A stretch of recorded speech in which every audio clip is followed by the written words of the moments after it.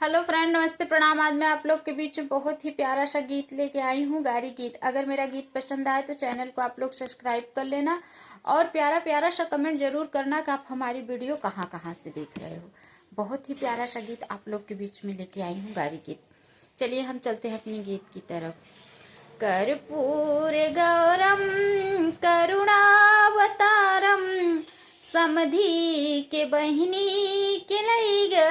सियारम रोवै समधि रमा पीटै कपारम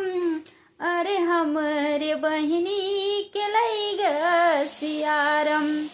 हंसई कवन रमा ठोकई तालम भले सरऊ के बहिनी के लई सियारम होई जे लड़का सरऊ खेलई हजारम भले सरऊ के बहिनी के लई सियारम कर्पूर गौरम करुणावतारम अगुआ के बहिनी के लई सियारम रोवई अगुआ रमा पीटई कपारम अरे हमरे बहिनी के लई सियारम हंसई निरमा ठोकई तालम भले सरऊ के बहिनी के लई सियारम होई जे लड़का सरऊ खेलई हजारम भले सरऊ के बहिनी के लई सियारम कर्पूर गौरम करुणावतारम कुलबरतिहन के बहिनी के लई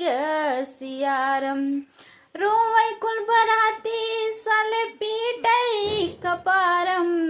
अरे हमरे बहिनी के लई सियारम